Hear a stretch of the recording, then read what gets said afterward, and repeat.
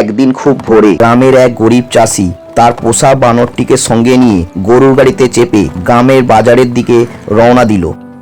বাজারে গিয়ে চাষি দেখলো এক দোকানে সুন্দর সুন্দর গাছের চারা বিক্রি হচ্ছে। সে তখন দোকান থেকে একটা ছোট নারকেল গাছের চারা কিনে নিল।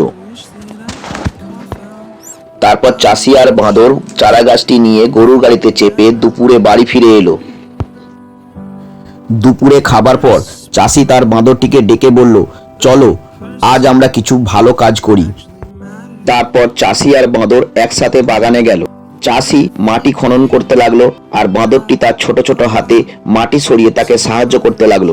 গর্ত করা হয়ে গেলে চাষি চারা গাছটিকে মাটিতে ভালো করে পুঁতে দিল আর বাঁদরটি গাছে জল দিল। তারপর চাষি আর বাঁদরটি চারা গাছটির পাশে বসে পড়ল আর চাষি বাঁদরটিকে বলল, একদিন এই গাছটা খুব বড় হবে, ছায়া দেবে, ফল দেবে। বাঁদরটি চোখ বন্ধ করে কল্পনা করলো তারা দুজনেই বড় নারকেল গাছের ছায়ায় বসে আছে আর নারকেল পেড়ে জল খাচ্ছে।